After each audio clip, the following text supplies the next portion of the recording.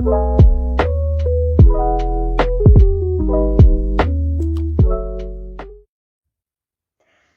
everyone and welcome back to another episode of ELT Tips and Tricks, and welcome back to the last episode of this series.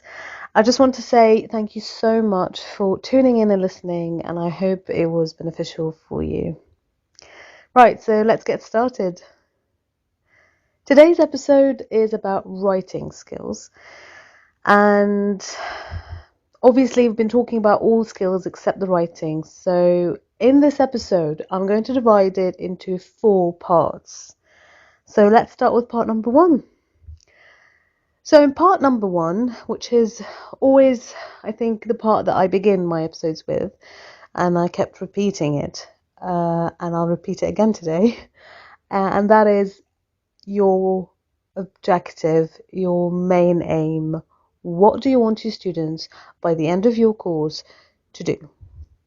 So we've been thinking about that a lot.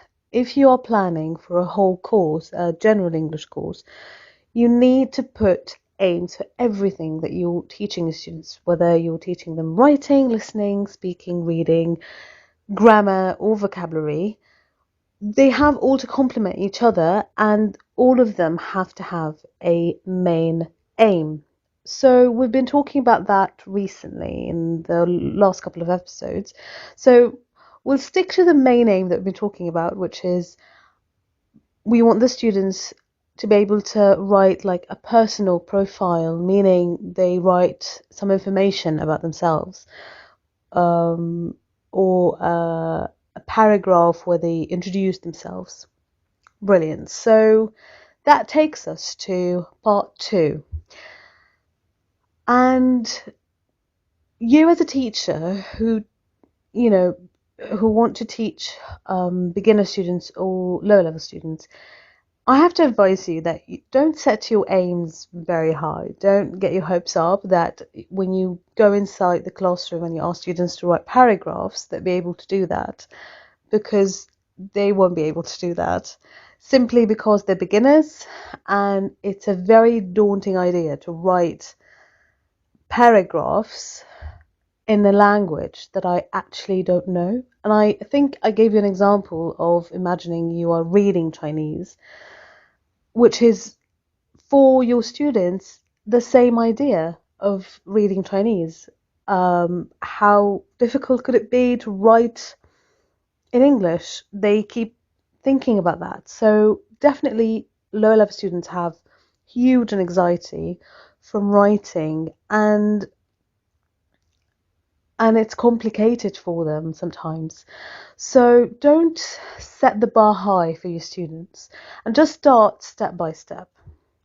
So if our main aim is for our students to write, for example, sentences or paragraph about themselves, introducing themselves, or a personal paragraph, personal profile, you need to know your students' level. So if they're true beginners, you might then find them struggling to actually form sentences.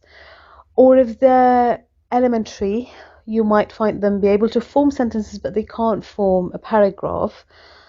And maybe they have some sort of a problem with subject-verb agreement, for example.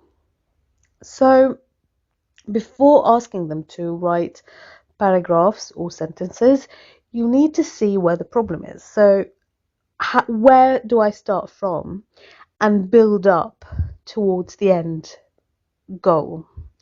So I would say, before just jumping right into the idea of writing about yourself and personal profile and make them get all what they've accumulate what they've learned throughout the course, from grammar, from vocabulary, and put it into writing, we just need to make sure they are able to form sentences properly.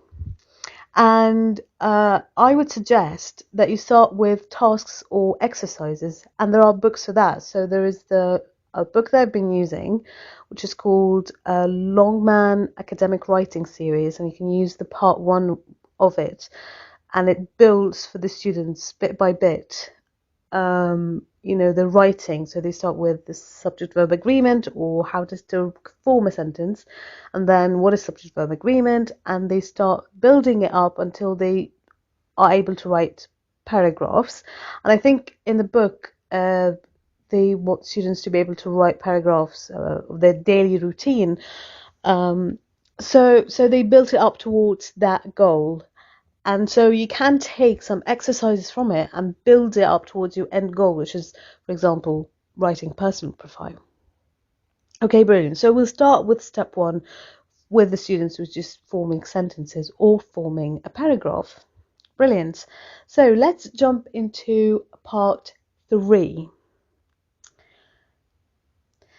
Okay, so now my students, I think, or I'm sure that they are set with that whole writing paragraphs or writing sentences. Now, my aim is for students to write a paragraph introducing themselves. Okay, so how do I do that? How do I teach them to write a paragraph introducing themselves? Okay, so they're lower levels, they're beginners, so you definitely need to provide your students with a model of the writing.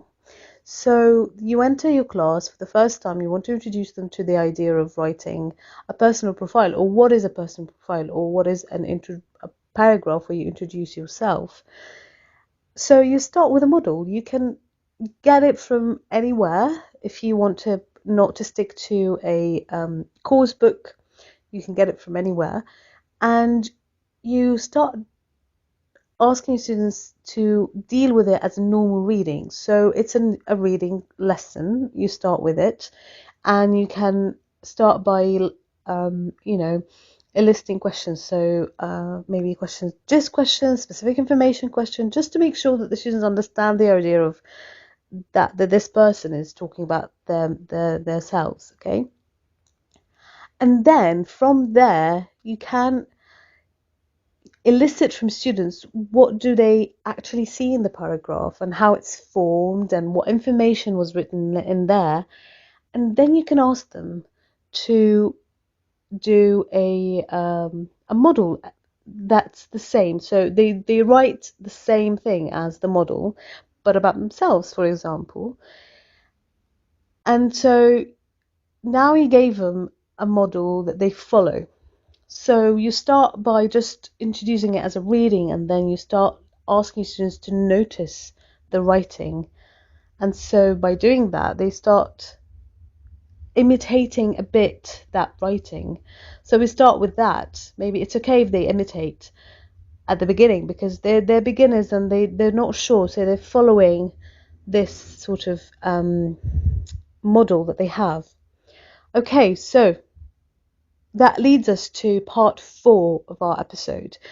And in this part, or this is the most important part for me, because now you have built up again all that steps towards this particular point where you ask your students to, do the writing on their own. They don't need a model because they're already introduced to it. And when you ask them to do that, you need to divide it for them into steps. So let's say that instead of asking students to write a personal profile about themselves, you can provide them with other people's profile as if they are this people. So, for example, you provide them with a profile of a young man or an old man, and you give them some information about this person, this young or old man. And then you divide it in 2 parts. So, for example, we have the pre-writing stage and the while writing stage and the post-writing stage. So the pre-writing stage is where you let students delve or do brainstorming, so they can work in pairs, for example. So how are we going to form the sentences or write these information in what order, for example. So it is a brainstorming stage for the students. And then after the brainstorming, students start to actually write the personal profile that they have. They can write it together.